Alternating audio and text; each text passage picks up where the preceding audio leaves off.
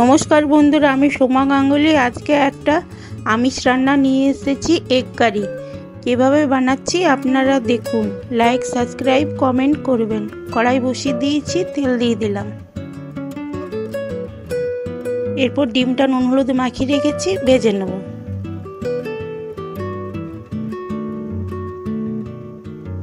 দেখুন বন্ধুরা, আমি ডিমটা ভালো করে ভেজে নেব।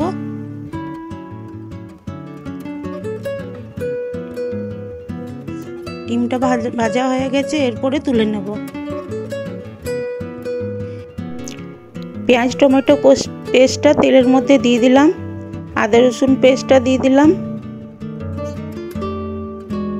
এরপর নুন দিয়ে দিলাম, কাশ্মীরি লঙ্কা গুঁড়ো দিলাম, হলুদ গুঁড়ো দিলাম। এরপর একটু জিরে গুঁড়ো দিয়ে দিলাম, গোলমরিচ গুঁড়ো দিয়ে দিলাম, কস্তুরি মেথি দিয়ে দিলাম। এরপর ভালো করে নেড়ে চেড়ে নেব। দেখুন বন্ধুরা,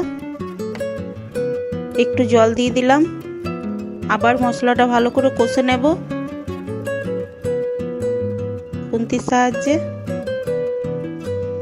মশলাটা যাতে কড়াইয়ে লেগে না যায়।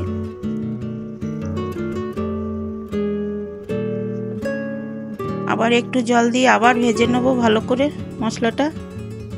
দেখুন বন্ধুরা, আবার ভালো করে কষিয়ে নেব। দেখুন বন্ধুরা, ভালো করে নেড়ে চেড়ে নেব। এরপরে জল দিয়ে দিলাম। জল দিয়ে আবার ভালো করে নাড়িয়ে নেব। এরপরে ডিমগুলো একে একে দিয়ে দেবো। দেখুন বন্ধুরা, এরপরে ভালো করে নাড়িয়ে নেব।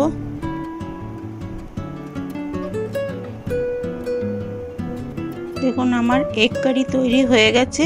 আপনাদের যদি ভালো লাগে লাইক, সাবস্ক্রাইব, কমেন্ট করবেন। আপনাদেরকে অনেক অনেক ধন্যবাদ। অনেক অনেক শেয়ার করবেন। Thank you.